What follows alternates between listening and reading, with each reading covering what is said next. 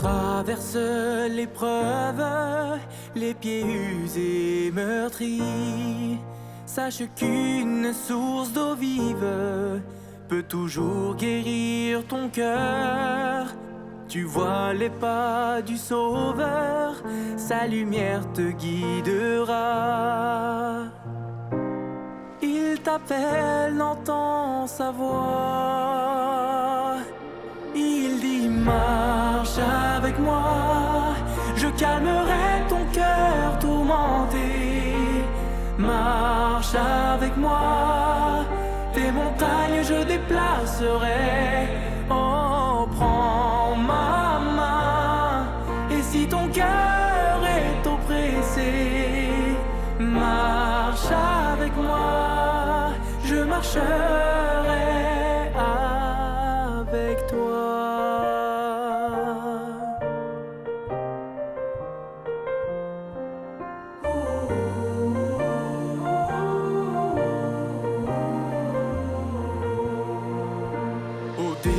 Il est allé pour trouver l'âme esselée, relever les cœurs brisés et répandre son amour. En marchant à ses côtés, son pouvoir il nous donnera. Il t'appelle, entends sa voix. Il dit marche avec moi, je calmerai ton cœur tourmenté. Marche avec moi, tes montagnes je déplacerai. Oh, prends ma main, et si ton cœur est oppressé, marche avec moi, je marcherai avec toi.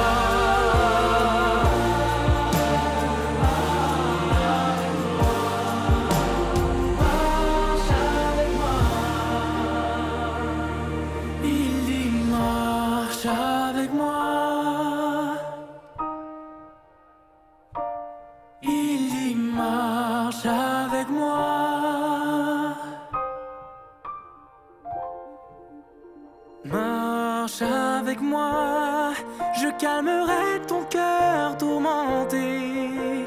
Marche avec moi, tes montagnes je déplacerai. Oh, oh, oh, oh, prends ma main, et si ton cœur est oppressé, marche avec moi, je marcherai avec toi.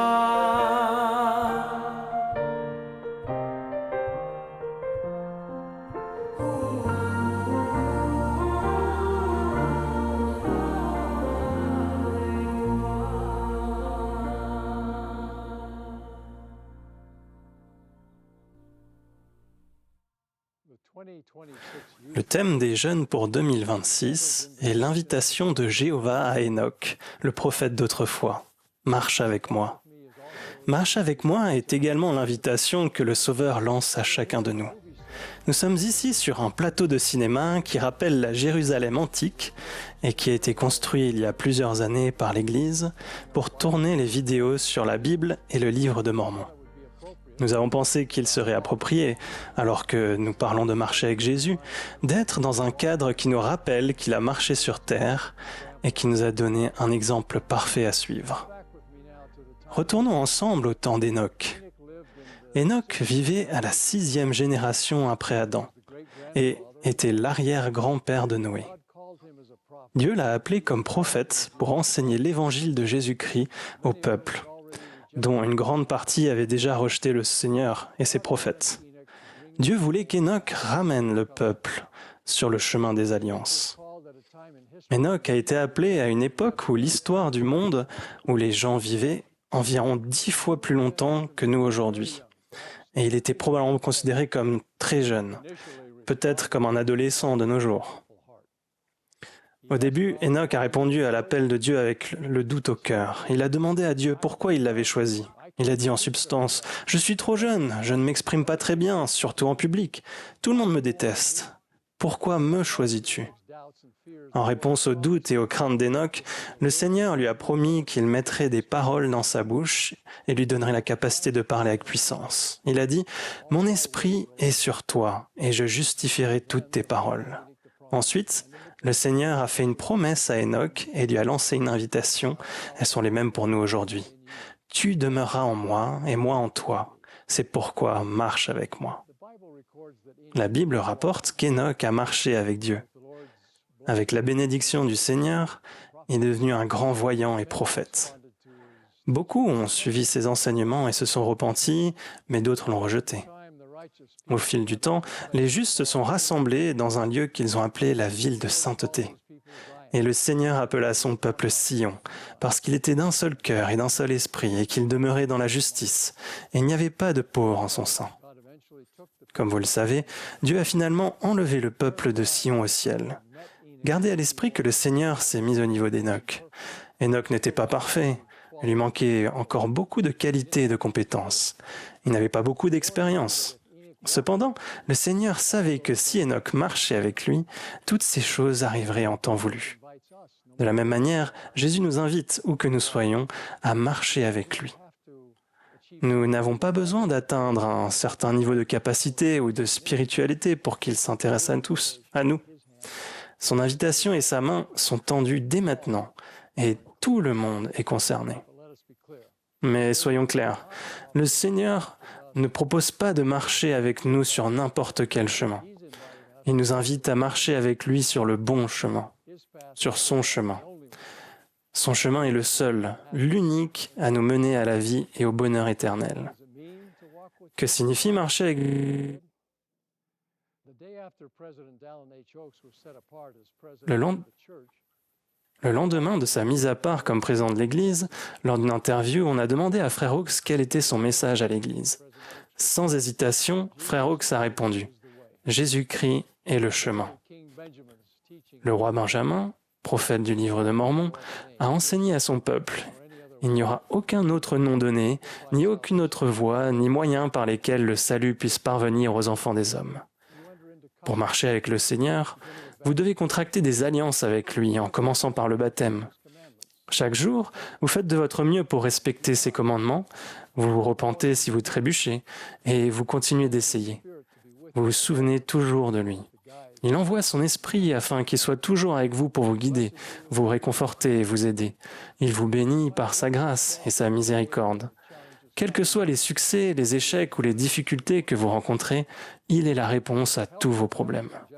Avec l'aide d'Emily Freeman, présidente générale des jeunes filles, et de Timothy Farnes, président général des jeunes gens, parlons davantage de ce que signifie marcher avec le Sauveur.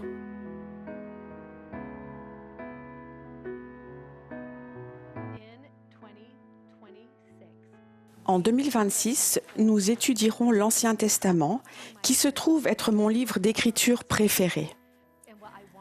Ce que j'aimerais faire aujourd'hui, alors que nous sommes réunis ici, c'est vous raconter l'une de mes histoires préférées de l'Ancien Testament. C'est l'histoire d'un roi dont le nom est Josaphat. L'une des choses que j'aime au sujet de Josaphat, c'est qu'il était connu pour toujours rechercher le Seigneur. C'est l'une de ses caractéristiques. Il se tournait toujours vers le Seigneur pour lui demander « Que dois-je faire maintenant ?» Et nous allons voir comment et pourquoi cela s'est produit un jour en particulier. Dans 2 Chroniques, chapitre 20, les Écritures disent que quelqu'un est venu voir Josaphat et lui a dit « Une grande multitude vient contre nous. » L'armée qui allait venir était si grande que les Écritures nous disent que Josaphat avait peur. Voulez-vous savoir quelle est la deuxième chose qui s'est produite? Il nous est dit « Et il se mit à chercher l'Éternel. » Maintenant, réfléchissez à un moment de votre vie où vous avez eu des nouvelles de ce genre, ou quelque chose qui vous semblait impossible à gérer seul. Pouvez-vous me dire de quelle manière nous pouvons rechercher le Seigneur dans ce genre de situation? Qu'avez-vous fait dans un moment comme celui-là? Je pense que l'on peut demander au Seigneur de nous donner la force de traverser ces épreuves et de nous aider pendant que nous le faisons. Je pense qu'il y a beaucoup de pouvoir dans le jeûne et en quelque sorte, cela rassemble tout le monde. J'aime beaucoup ces réponses. Très bonne idée. Car la troisième chose qu'il a faite, c'est qu'il a proclamé un jeûne dans tout le pays. Je pense que la leçon à apprendre à ce sujet, c'est que nous devons d'abord rechercher le Seigneur. Comment nous y prendre? Josaphat nous apprend que l'une des façons de trouver le Seigneur est de prier et de jeûner. Il a donc demandé à tout son peuple de se rassembler. C'est ce que nous devons faire. Et savez-vous où ils ont décidé de se rassembler? Au temple. Tout le monde s'est rendu au temple. Et une fois le peuple arrivé, Josaphat a décidé que la meilleure chose à faire était de prier. J'aimerais que vous écoutiez sa prière. Dites-moi ce qui vous frappe dans cette prière.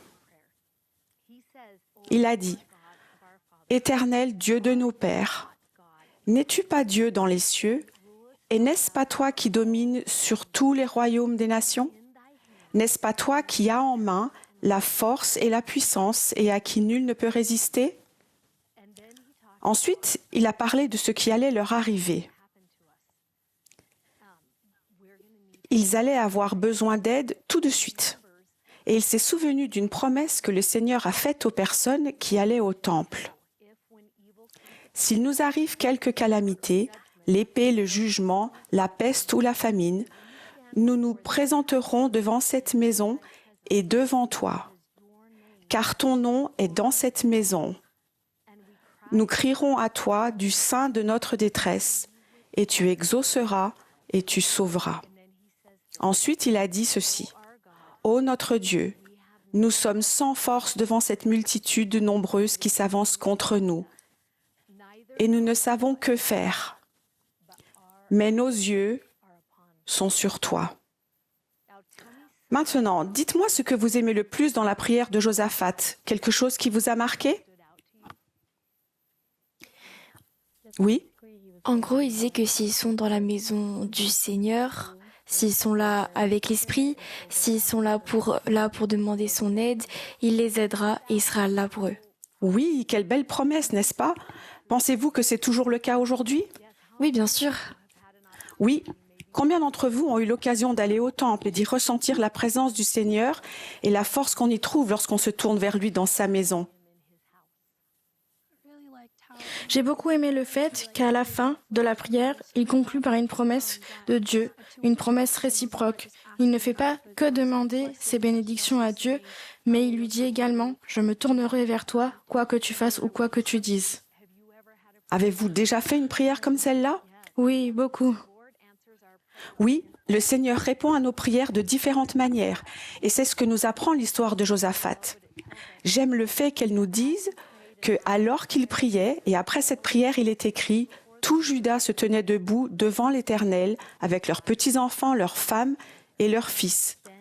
Alors l'Esprit de l'Éternel vint au milieu de l'assemblée.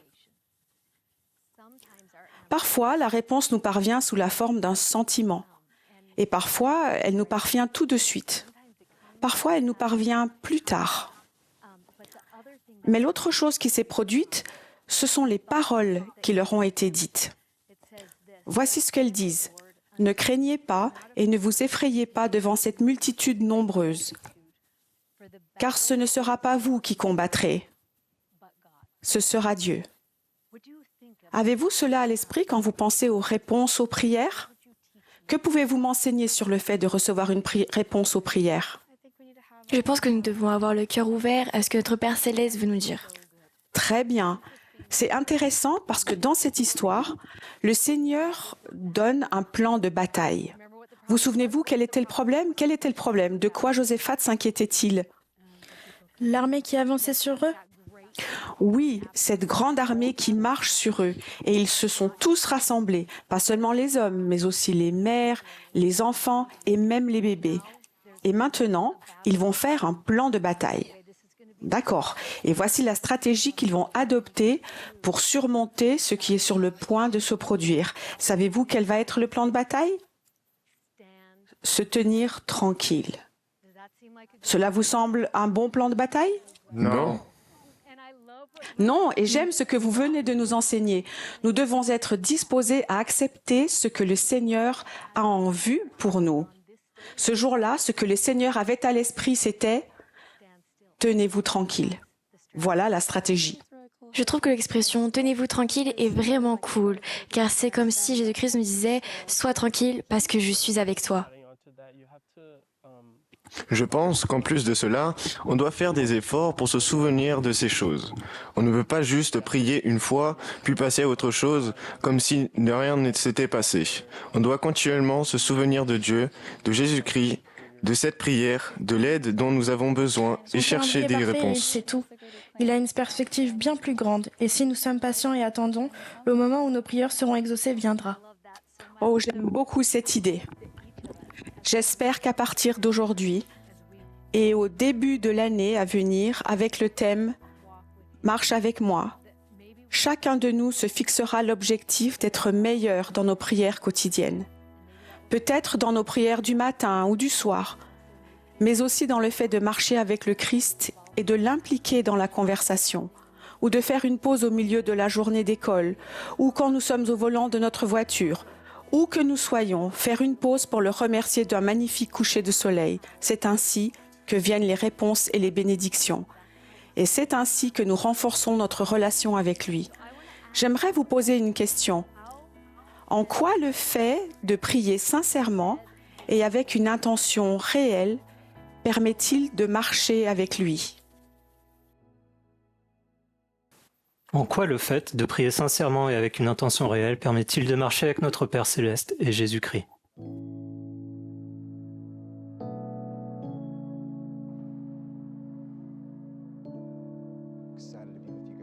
Je suis ravi d'être avec vous aujourd'hui dans ce qui représente les escaliers de la piscine de Bethesda. C'est un endroit incroyable et j'aime l'histoire de l'homme qui y a été guéri, à qui on a demandé de prendre son lit et de marcher avec Jésus. C'est l'histoire d'un homme qui a été guéri de sa maladie physique, mais je pense qu'on peut l'appliquer tout aussi facilement à la guérison spirituelle et à la fréquence à laquelle on regarde au-delà du point marqué, au-delà de ce qui peut nous guérir, pour nous tourner vers notre propre force ou notre propre sagesse, alors que Jésus-Christ est juste en face de nous. Par conséquent, même si c'est l'histoire d'un homme qui est guéri physiquement, appliquons-la à la façon dont nous pouvons être guéris spirituellement par le repentir en nous tournant vers le Christ et en le reconnaissant comme le Sauveur du monde. Souvenez-vous que ce lieu, ces marches, était un endroit où on amenait les malades pour qu'ils soient guéris. La tradition voulait qu'un ange vienne de temps en temps remuer l'eau de la piscine. Quand l'eau était agitée, la première personne qui y entrait était guérie. Et il y avait là un homme malade depuis 38 ans.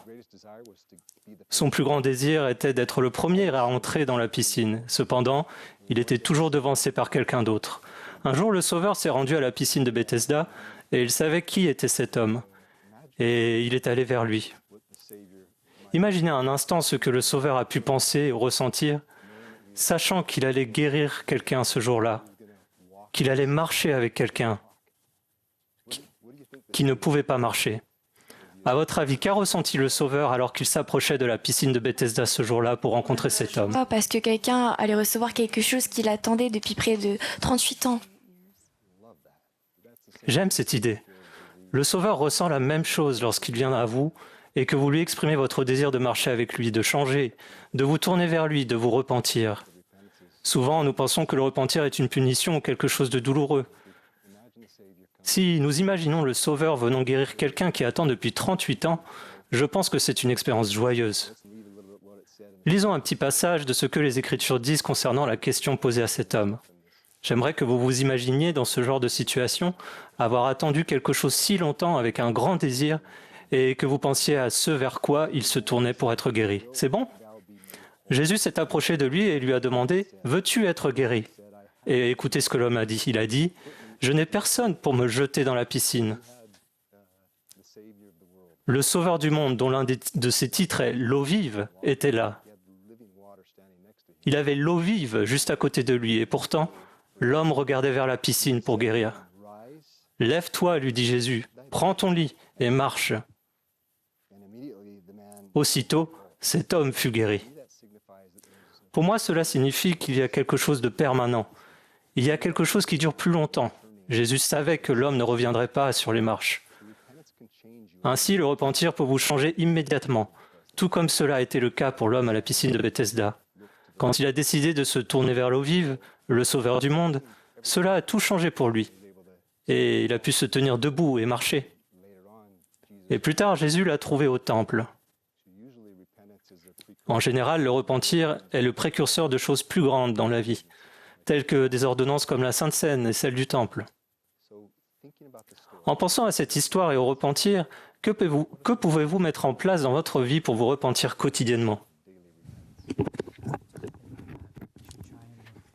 Je pense qu'il faut voir et considérer le repentir comme une sorte de célébration. Comme vous l'avez dit plus tôt, au lieu de le voir comme une corvée ou quelque chose de redoutable, parce que c'est littéralement un moyen d'aller au Sauveur et d'être rendu pur. Donc, ce devrait être quelque chose que nous attendions avec impatience, une chose pour laquelle nous devons nous réjouir.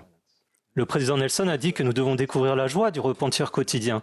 Est-ce que vous commencez à voir comment c'est possible, comment aborder le repentir ? Pour moi, cela montre à quel point notre Père Céleste est miséricordieux et aimant et qu'il m'acceptera toujours, peu importe si je m'éloigne du chemin.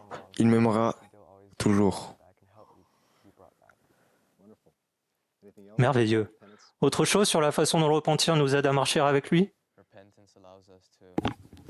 Je pense que le repentir nous permet de marcher à ses côtés au lieu de marcher derrière lui et de nous sentir coupables ou indignes. J'aime cette idée. Dans la section 45 des Doctrines et Alliances, on nous dit qu'il est notre avocat auprès du Père.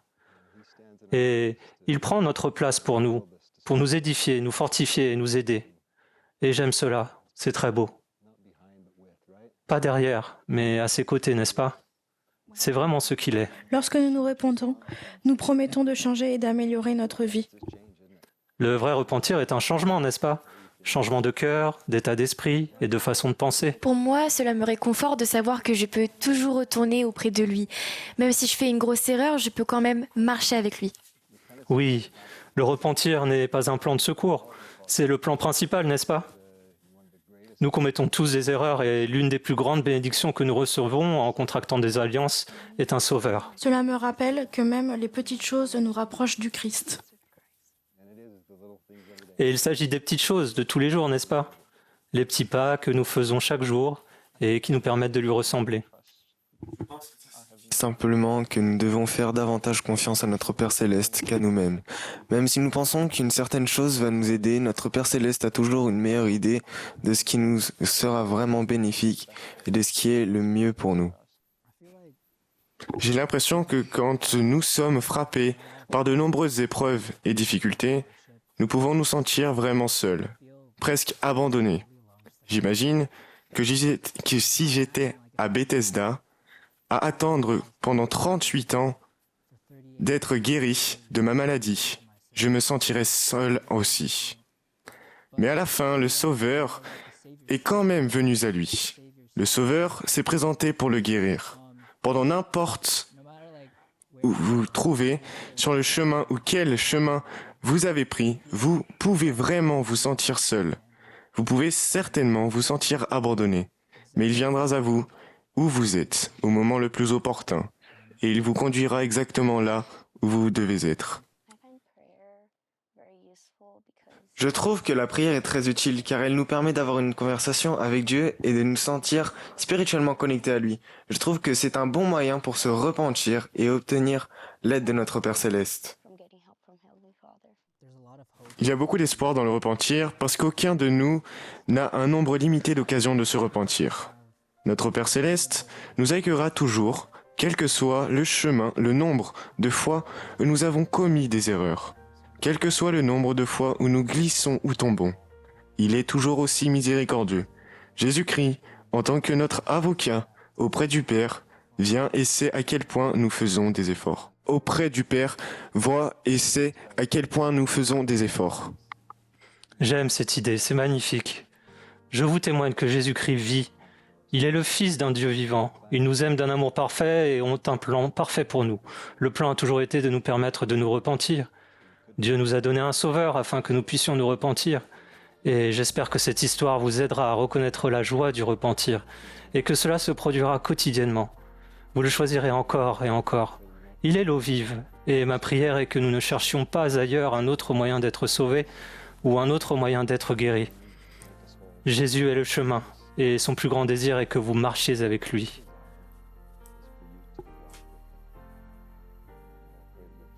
Je prie pour que vous choisissiez de le faire chaque jour. En quoi le repentir quotidien permet-il de marcher avec notre Père Céleste et Jésus-Christ ?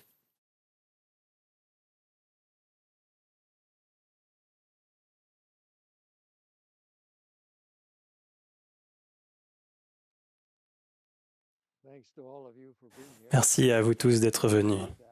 Je vous remercie. J'aime apprendre à vous connaître un peu plus. J'aimerais également vous entendre.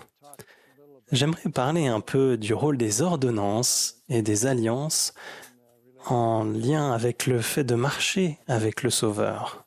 C'est notre thème. Il nous dit « Marche avec moi ». Quel rôle les ordonnances et les alliances jouent-elles dans cette invitation ?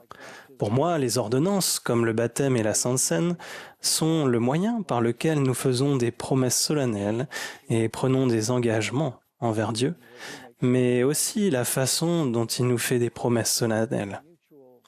C'est cet engagement mutuel qui forme une alliance. Comme vous le savez, le président Nelson nous a rappelé qu'il s'agit de bien plus qu'un simple accord. Ce sont plus que de simples promesses, aussi importantes soient-elles. Mais c'est aussi le moyen d'approfondir notre relation avec Dieu et le Sauveur. Nous espérons vraiment développer cette relation. Alors, quelles sont vos pensées ou questions sur ce sujet? Des idées? Que prenons-nous réellement lorsque nous contractons des alliances? Je pense qu'avant tout, nous nous engageons à aimer et à servir Dieu et à respecter ses autres commandements. Mais en commençant par aimer et servir Dieu et le Christ, puis prendre son nom sur nous en suivant les principes de l'évangile de Jésus-Christ. Dans le temple, nous parlons de sacrifice ou de disposition à faire des sacrifices pour soutenir son œuvre. Nous nous engageons à être chastes. C'est une partie importante de nos promesses. Nous promettons de consacrer nos biens, notre personne, nos talents, nos dons, et tout ce que nous possédons dans cette vie pour soutenir et édifier l'Église du Christ sur terre. Pour moi, ce sont les promesses principales ou certaines des promesses principales que nous faisons. Peut-être vous demandez-vous, mais que Dieu nous promet-il? Tout d'abord, il promet qu'il nous bénira pour notre obéissance. Il promet qu'il nous enverra son esprit pour nous guider.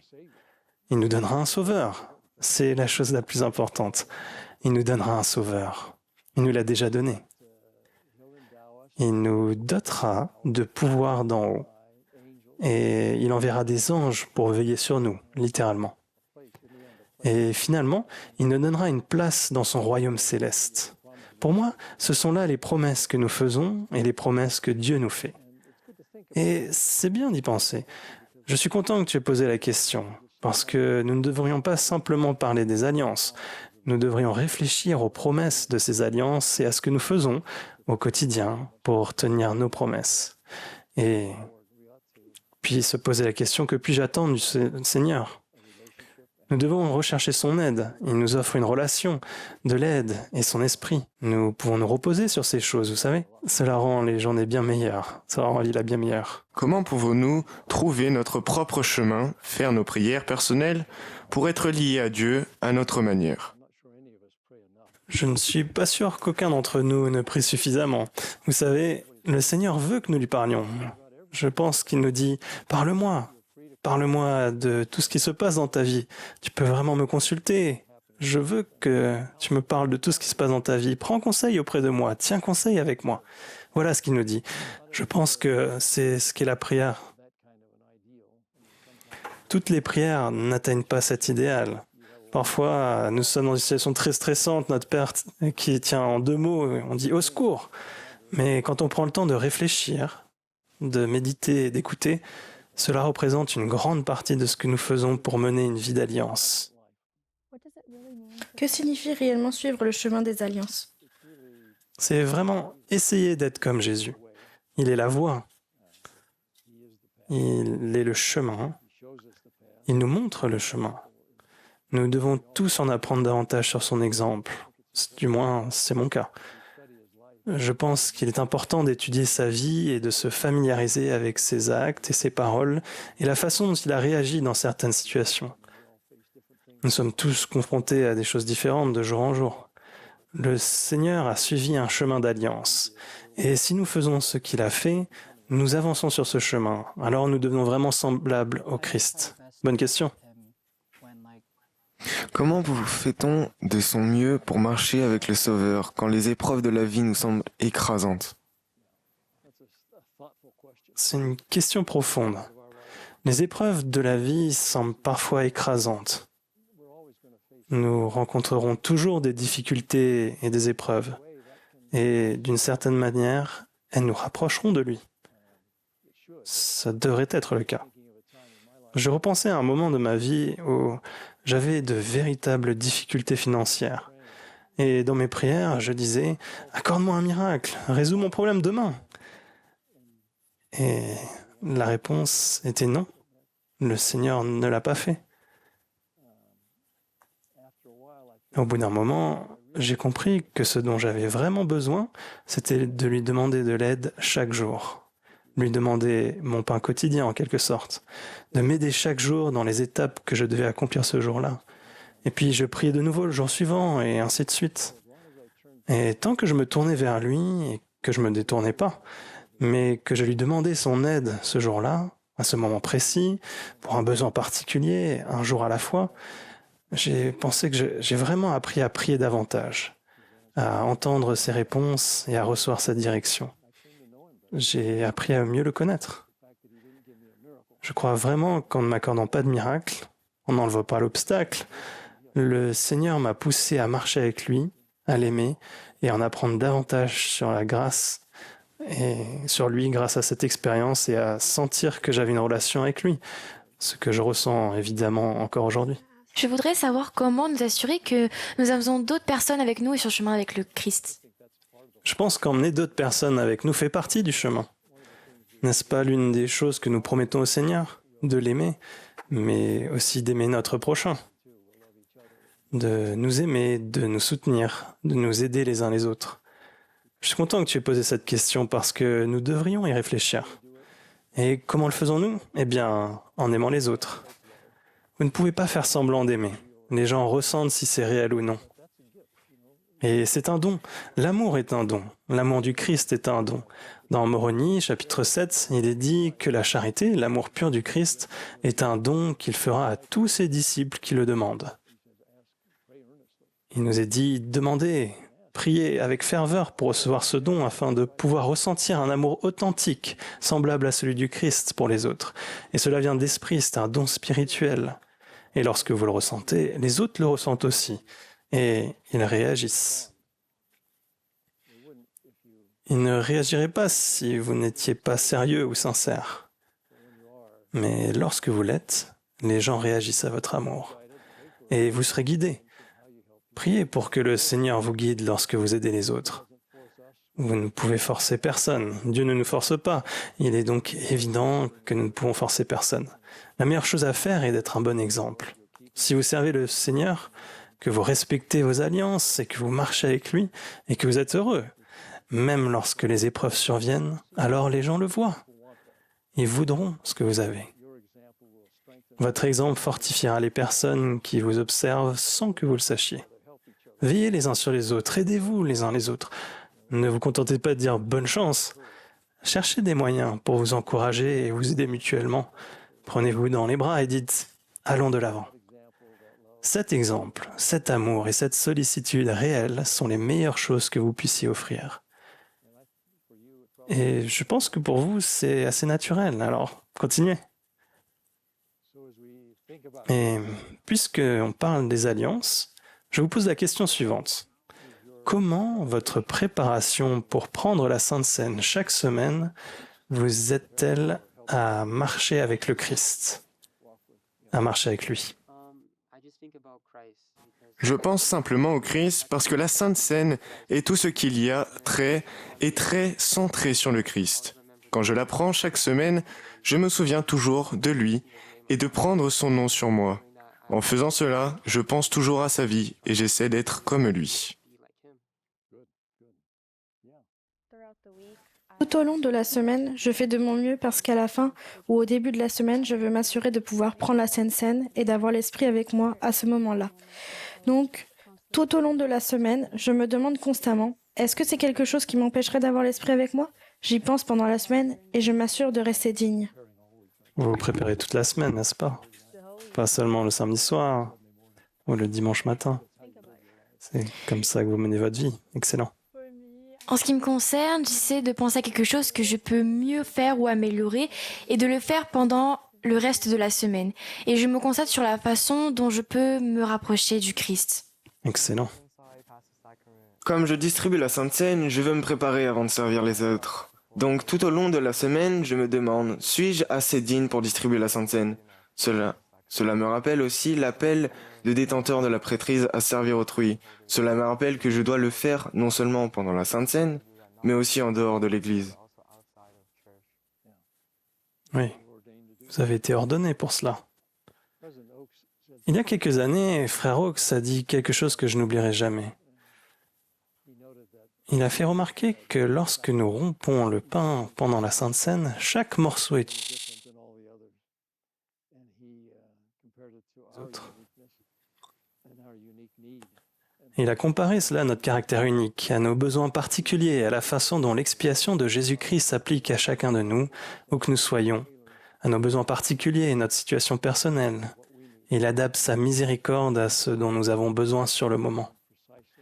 Ainsi, notre repentir apporte précisément le genre de guérison, de bénédiction, de renouveau et de purification dont nous avons besoin à ce moment-là.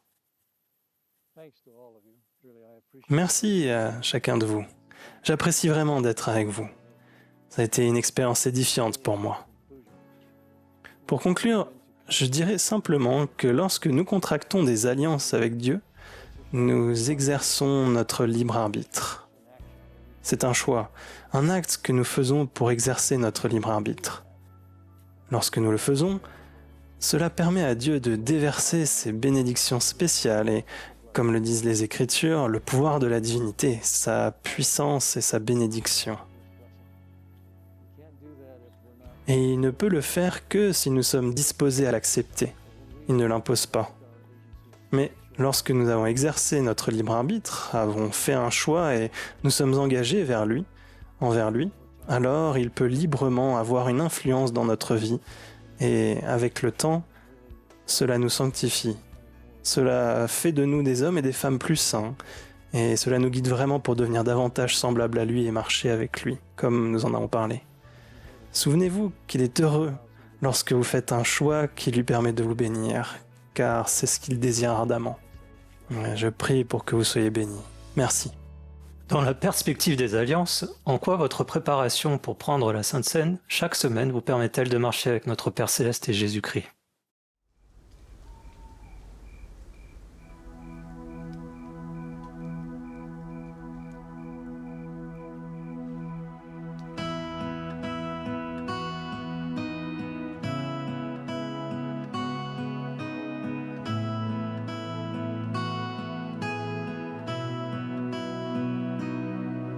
I long for a quiet place alone, an escape from all the noise and the chaos in my mind.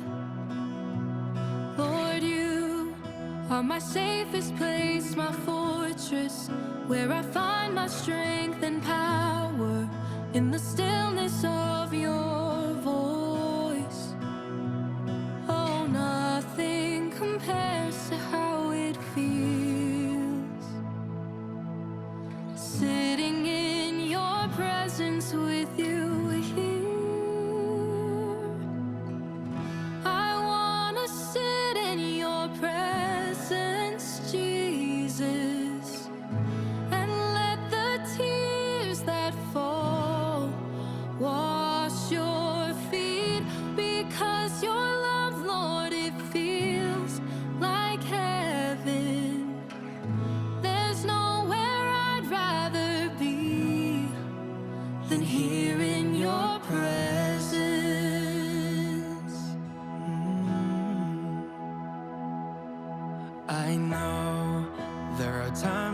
lose my way, sinking in the seas of shame, until I hear you call my name.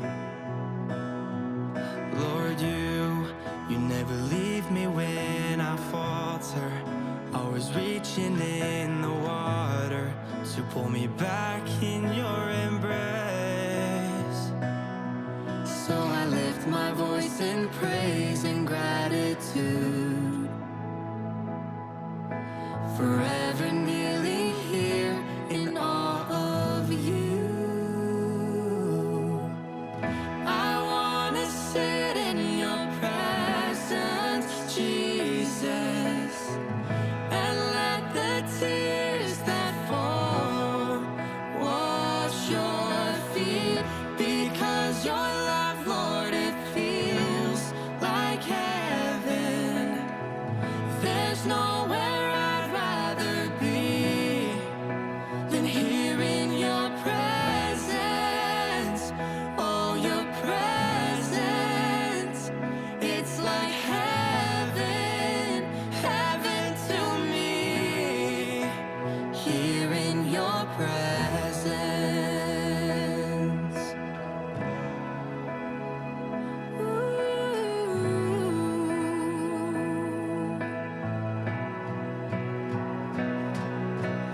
Lord, I stand in awe of who you are. There's no one like you.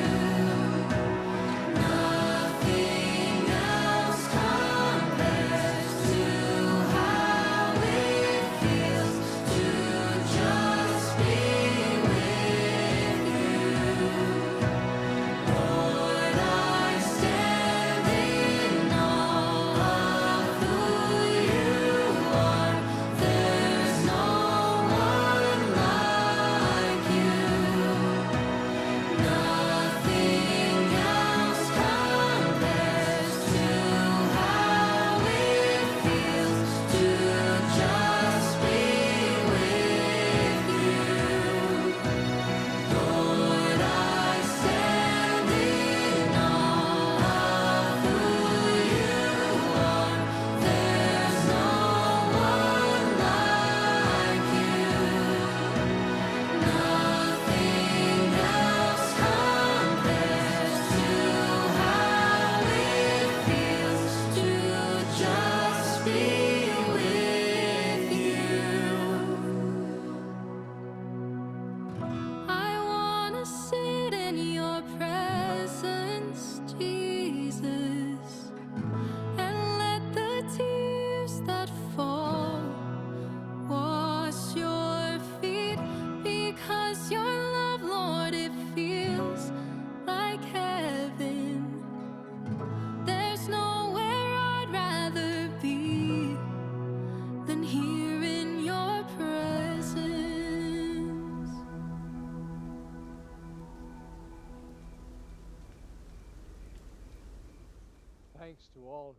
Merci à tous ceux qui ont participé à nos discussions aujourd'hui. Nous espérons que vous, qui nous avez regardés, avez également eu des discussions utiles, où que vous soyez. Il reste encore beaucoup de choses à dire sur la signification et la mise en pratique du thème « Marche avec moi », mais nous espérons que les commentaires de chacun nous ont permis d'y réfléchir plus profondément. Nous espérons qu'au cours de cette nouvelle année, vous prendrez le temps de parler davantage du thème « Marche avec moi » et, plus important encore, que vous développerez une relation plus étroite avec le Seigneur. Je veux rappeler à chacun d'entre nous que notre Père Céleste et son Fils, notre Sauveur, nous aiment parfaitement. Et parce qu'ils nous aiment parfaitement, ils veulent que nous devenions comme eux et que nous connaissions la joie exquise qu'ils éprouvent. Ils savent ce que cela demande. Ils savent comment nous aider à l'atteindre. Quand le président Hawkes dit que Jésus est le chemin, il veut dire que les alliances, les commandements et les principes de l'évangile de Jésus-Christ sont le seul moyen d'atteindre ce potentiel divin. Il ne s'agit pas simplement d'accomplir énormément de tâches ou un certain nombre de bonnes œuvres ou d'être simplement content de nous. Il s'agit de changer. En marchant avec le Christ, nous devenons semblables au Christ. C'est ainsi que nous prenons son nom sur nous. J'encourage chacun de vous à en apprendre davantage sur la vie de Jésus-Christ et sur la manière dont il marche avec Dieu le Père. Jésus était le disciple idéal de notre Père céleste, tout comme nous nous efforçons d'être ses disciples et ceux de son Père. Je vous promets qu'en apprenant tout ce que vous pouvez sur l'exemple du Sauveur, vous apprendrez à le connaître. Vous saurez qu'il vous connaît et qu'il n'est pas simplement le Rédempteur, mais qu'il est votre Rédempteur et votre ami. Je prie pour que les bénédictions de Dieu vous soient accordées au nom de Jésus-Christ. Amen.